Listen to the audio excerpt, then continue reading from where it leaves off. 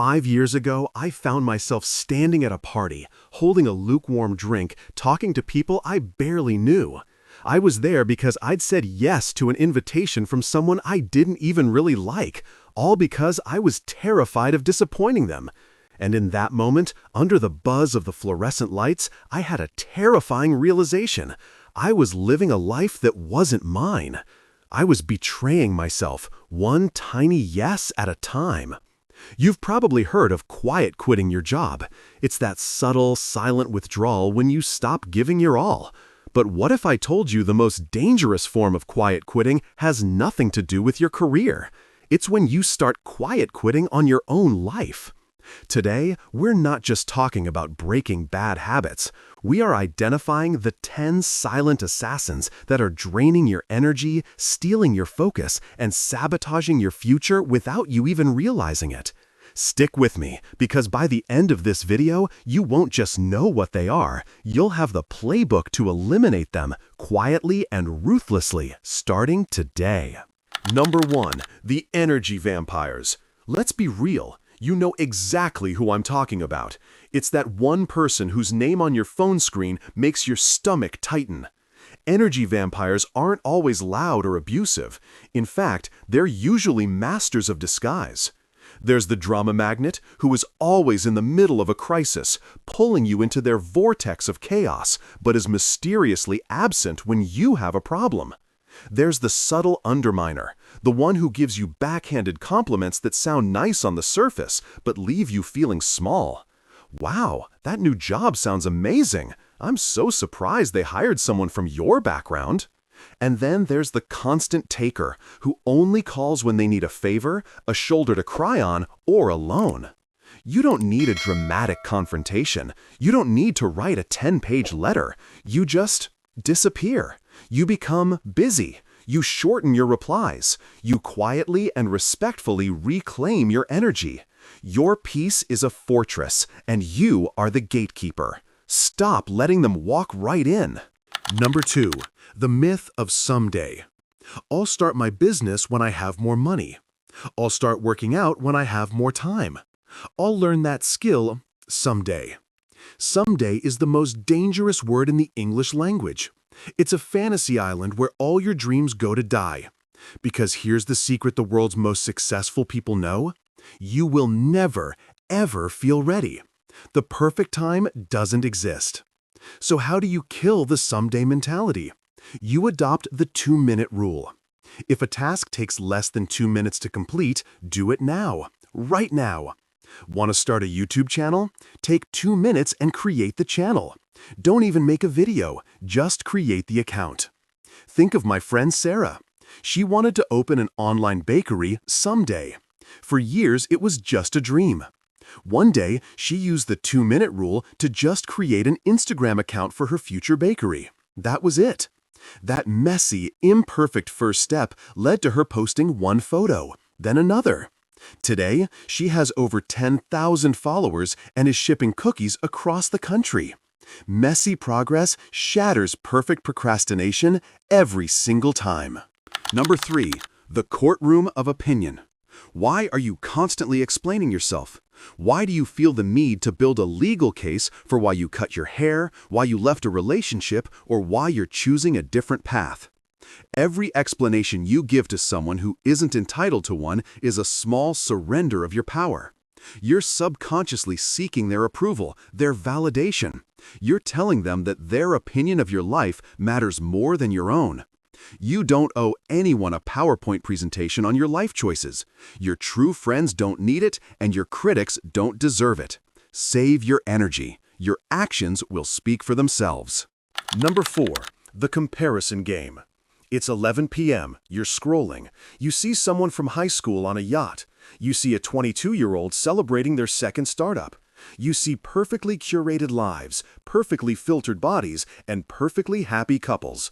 And with every swipe, you feel a little emptier. Sound familiar? Comparison is the thief of joy, and social media is its favorite weapon. You are comparing your entire, complex, behind-the-scenes life, with all its doubts, fears, and messy moments, to someone else's carefully crafted highlight reel.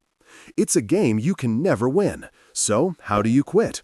You curate your feed as ruthlessly as you would curate your life. Unfollow, mute, detach.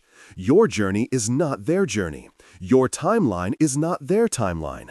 Water your own grass instead of staring at theirs. Besides, you have no idea how much of their perfect life is financed by debt and fueled by insecurity.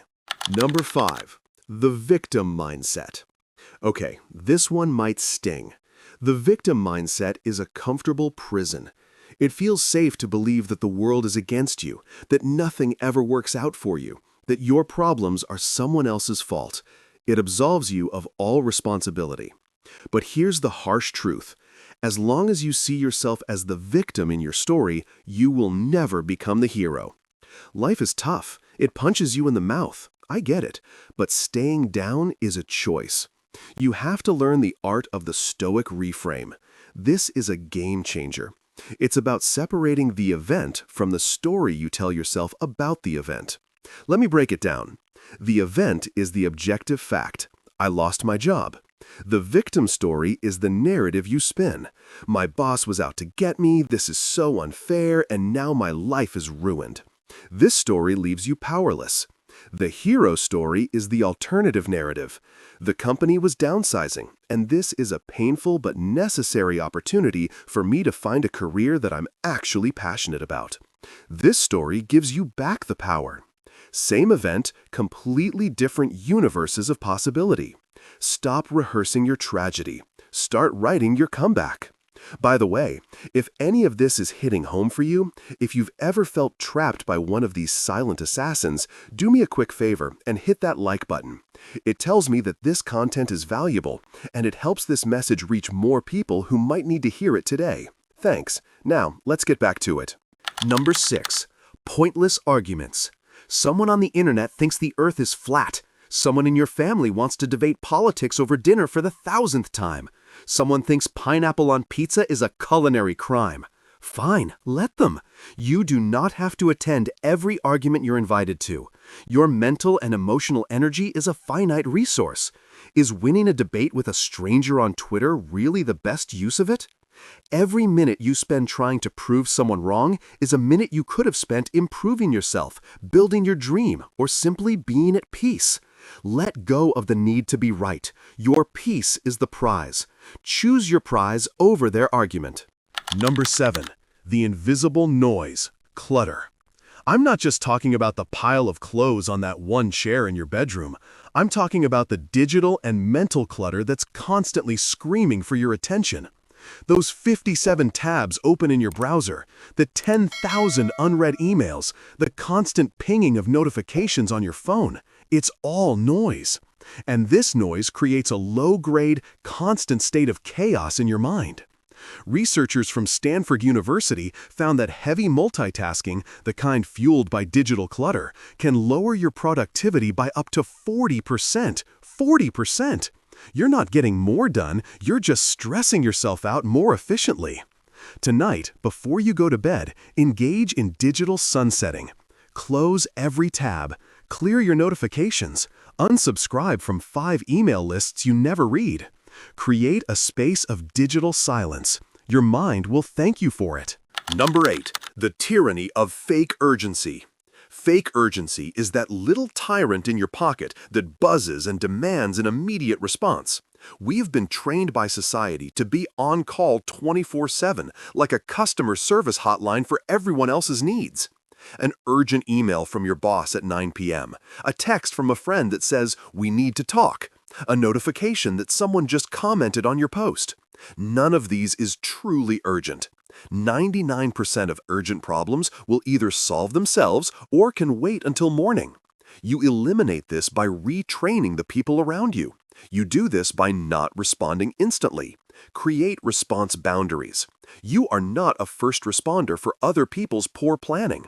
Protect your deep work time. Protect your evenings. Protect your sanity. Number 9. The analysis paralysis of overthinking. Overthinking is just fear wearing a lab coat, pretending to be intelligent. It parades as responsible preparation, but all it really does is multiply your anxiety and keep you stuck in the same place. You overthink what to say in a meeting until the meeting is over. You overthink the perfect workout plan until you've lost all motivation to go to the gym. You overthink what to text someone until 3 days have passed and it's just awkward. You break this habit by building your decision-making muscle, starting with small things. What to have for lunch? Decide in 30 seconds. Which movie to watch? Pick one in a minute. The faster you make small, low-stakes decisions, the more confident you become in making the big ones. Action creates clarity. Overthinking creates chaos. And now, the final boss, people-pleasing. This is the one, the final boss, the disease of yes.